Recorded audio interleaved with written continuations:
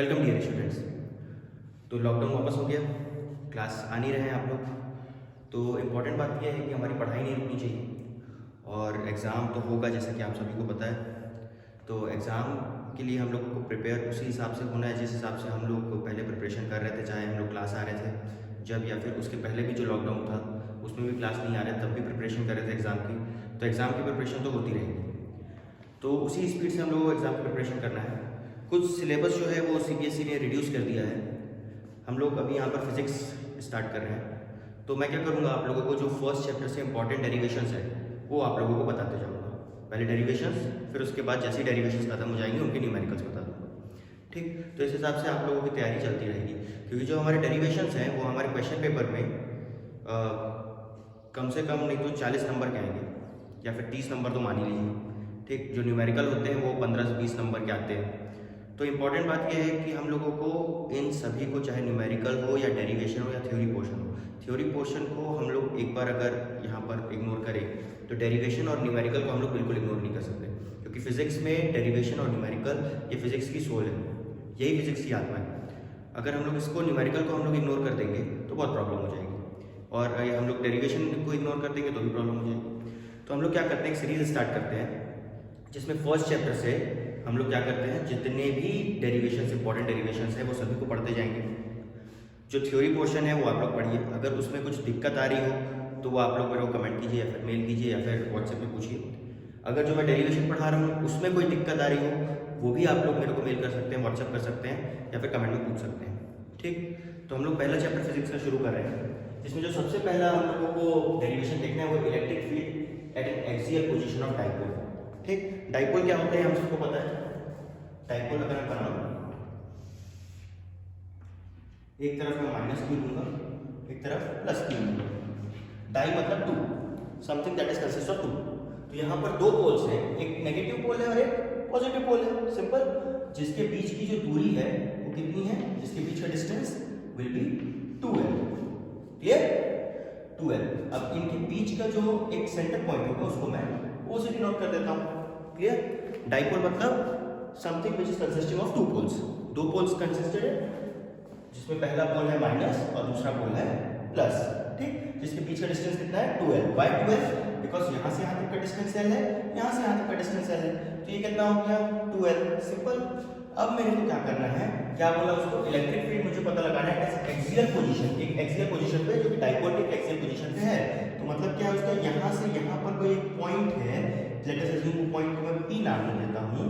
तो यहाँ पर इस डाइपोल के कारण कितना इलेक्ट्रिक फील्ड जनरेट होगा ये मुझे पता लगाना है।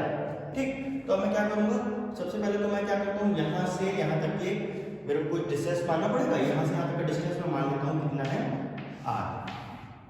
ठीक, यहाँ से यहाँ तक का डिस्टेंस कितना है r। सिंपल, कुछ नहीं किया, तो डाइपोल था जिसके बीच का डिस्टेंस 2l है, यहाँ से यहाँ पर एक P पॉइंट है जिसका मेरे को इलेक्ट्रिक फील्ड पता लगाना है जो कि इस डाइपोल के कारण हो रहा है। ठीक, तो यहाँ से मैंने क्या ले लिया, O से P तक का जो डिस्टेंस है उसको मैंने r मान लिया। ठीक, अब एक इलेक्ट्रिक फील्ड जो जनरेट होगी, कहाँ पर जनरेट होगी इलेक्ट्रिक फील्ड, P पॉइंट पे। किसके कारण, इन दोनों पॉइंट्स के कारण। अब इसको मैं कुछ नाम दे देता हूँ, लेट अस अज्यूम इसको A दे दिया, इसको B दे दिया। ठीक, तो अब इसके कारण जो P पॉइंट पे एक इलेक्ट्रिक फील्ड जनरेट होगी, किसके कारण, सबसे पहले B के कारण, वो क्या होगी, electric field due two point P। Clear, अब यहाँ पर भी A के कारण भी एक इलेक्ट्रिक फील्ड जनरेट होगी, तो इलेक्ट्रिक फील्ड जो A के कारण जनरेट होगी वो इसके ऑपोजिट डायरेक्शन में होगी, इसके ऑपोजिट डायरेक्शन में इस साइड। तो मैं क्या ले लेता हूँ इसको, electric field due to A। Clear, एक जो इलेक्ट्रिक फील्ड जनरेट हुई वो P के उस तरफ हुई जो कि B के कारण हुई, और एक इलेक्ट्रिक फील्ड P के इस तरफ हुई जो कि A के कारण हुई। Clear, plus and minus. तो मेरे को क्या पता लगाना है, net electric field, net electric field, या फिर इसी को मैं क्या बोल देता हूँ, फील्ड एट P पॉइंट। तो electric field at P point. Clear, ये कितना हो जाएगा मेरा, EB माइनस EA। क्या हो गया, EB माइनस EA, इनका रिजल्टेंट। ठीक, तो EB माइनस EA हो जाएगा मेरा क्या, electric field, net electric field या फिर electric field produced at point P। Simple. तो ये अच्छा, EA माइनस EB क्यों नहीं हुआ, EB माइनस EA ही क्यों हुआ, क्योंकि जो B पॉइंट है वो P पॉइंट से पास में है। देखिए B पॉइंट ए पॉइंट दूर है पी से, तो जो बी पॉइंट का इलेक्ट्रिक फील्ड होगा वो ज्यादा स्ट्रांग होगा in comparison to electric field of point A. Clear?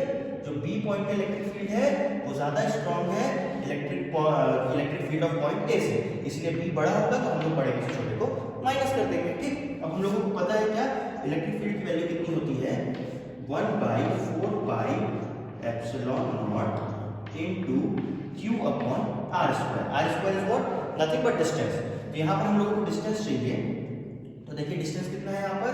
अब मेरे को डिस्टेंस कहाँ से कहाँ तक का चाहिए, मेरे को डिस्टेंस चाहिए b से लेकर p तक का। ठीक, मेरे को डिस्टेंस चाहिए b से लेकर p तक का। तो अब मेरे को पता है क्या, o से p तक r है और o से b तक l है। ठीक, तो ये पूरा है। अब मेरे को इतना चाहिए तो मैं इतने में से इतना निकाल दूंगा तो इतना बच जाएगा। एक बार फिर से, इतना है, इतने में से इतना निकाल दिया तो ये बच गया मेरा। ठीक, तो ये पूरा कितना है r, ये पूरा कितना है यहाँ से यहाँ तक r माइनस यहाँ से यहाँ तक कितना है l। ये मेरा यहाँ से यहाँ तक का डिस्टेंस हो गया क्या, r माइनस l। क्लियर? तो यहाँ पर मैं क्या लिख दूंगा, r माइनस l का square, this is for b। ठीक, अब माइनस माइनस है माइनस e के लिए क्या हो जाएगा, 1/4 पाई epsilon not into q upon, इसमें r प्लस कर दूंगा तो r प्लस l का square. This is electric field due two point a। दोनों के कारण, पॉइंट b के कारण और पॉइंट a के कारण इलेक्ट्रिक फील्ड्स मेरे पास जो जनरेट हुई वो यहाँ पर मैंने लिख लिया। नथिंग, कुछ नहीं किया, सिर्फ जो जनरेशन हुआ ये फॉर्मूला था, यहाँ पर r स्क्वायर था, तो मैंने सिर्फ यहाँ पर एक कंसेप्ट लगाया कि इतने में से इतना निकालूंगा तो इतना बच जाएगा। तो उसी कंसेप्ट के हिसाब से मेरे ये दो पॉइंट्स मुझे मिल गए। ठीक, अब इसको सॉल्व कर लेते हैं। सॉल्व कैसे करेंगे, देखिए 1/4 पाई एप्सिलॉन नॉट और q ये दोनों में कॉमन है, तो मैं इसको कॉमन निकाल लेता हूँ। मैंने इसको कॉमन निकाला जब, तो क्या बचा 1 यहाँ से q भी निकलेगा तो मैं लिख लेता हूँ q/4 pi epsilon not in bracket क्या हो जाएगा, देखिए इन ब्रैकेट क्या हो जाएगा, 1/r minus l square plus 1/r minus l square minus 1/r plus l square. Clear? सिर्फ इसको बाहर निकाला, कुछ नहीं किया। अब इसको अंदर सॉल्व करता हूँ, क्या हो जाएगा मेरा q/4 pi epsilon not into, अंदर क्या बचेगा, इसको प्लस करूंगा तो r प्लस l का whole square minus r minus l का whole square upon r plus l का होल स्क्वायर और r माइनस l का होल स्क्वायर। इन दोनों को प्लस किया और कुछ नहीं किया। ठीक, is equals to q upon 4 pi epsilon naught. अभी क्या हो जाएगा, इसको मैं जब ब्रैकेट ओपन करता हूं तो ये आइडेंटिटीज है a plus b whole square की, तो r square plus l square plus 2rl। ये भी है a minus b whole square की आइडेंटिटी, तो माइनस r स्क्वायर।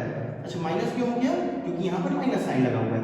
एक्चुअली वो प्लस r स्क्वायर है बट ये माइनस साइन के साथ माइनस r स्क्वायर, फिर प्लस l स्क्वायर होगा लेकिन इस माइनस साइन के साथ माइनस l स्क्वायर। अब क्या होगा, माइनस 2rl और ये माइनस 2rl प्लस 2rl बन जाएगा, 2rl अपॉन ये क्या हो गया, r square minus l square का whole square, a plus b whole square, sorry a minus b का whole square. a minus b का होल स्क्वायर फॉर्मूला क्या होता है, a square plus b square. ठीक है, sorry a minus b whole square, a square minus b square का formula होता है a प्लस b और a माइनस b। ठीक, तो वही फॉर्मूला यहाँ पर मैंने लगा दिया, सिंपल आइडेंटिटी है। अब देखिए यहाँ पर बहुत सारी चीजें कैंसिल आउट हो जाएंगी। कौन कौन सी, ये r स्क्वायर से r स्क्वायर कैंसिल आउट, ये l स्क्वायर से ये l स्क्वायर कैंसिल आउट। हमें बस क्या बचा, 2rl। तो ये क्या हो गया, q upon 4 pi epsilon not into क्या बचा, 2rl plus 2rl 4rl upon r square minus l square का होल स्क्वायर। क्लियर? इतने बचा मेरे पास। अब मुझे पता है, क्या पता है कि जो मेरा मैग्नीट्यूड होता है इसका, जो इसका मैग्नीट्यूड होगा, मैग्नीट्यूड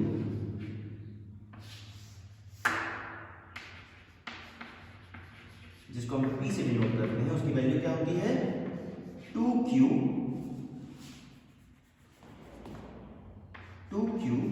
इंटू l ये होती है। तो मैं क्या करूंगा, इसको यहां से मैं 2q इंटू l निकाल सकता हूं। कैसे निकालूंगा, ये 4 को स्प्लिट करूंगा, 2 into 2ql into r upon ये तो सिंपल सेम रहेगा 4 pi epsilon naught into R square minus L square का होल स्क्वायर। सिंपल। अब यहाँ पर मैं सिर्फ पी को रख देता हूँ, ये पी की वैल्यू बन गई, यहाँ पर पी रख देता हूँ। तो क्या हो गया मेरा वैल्यू, देखिए 2 into P into R upon 4 pi epsilon naught into R square minus L square. ठीक, समझ में आया यहाँ तक? क्लियर। अब मुझे क्या करना है, अब देखिए ये जो L है, जो ये डिस्टेंस है, L जो डिस्टेंस है वो क्या है, बहुत छोटा है, क्योंकि हम लोगों ने इसको दूर दूर बनाया जरूर है, पर ये जो डिस्टेंस होता है वो बहुत छोटा होता है। इसलिए हम लोग क्या मान लेते हैं, L is very very less than R।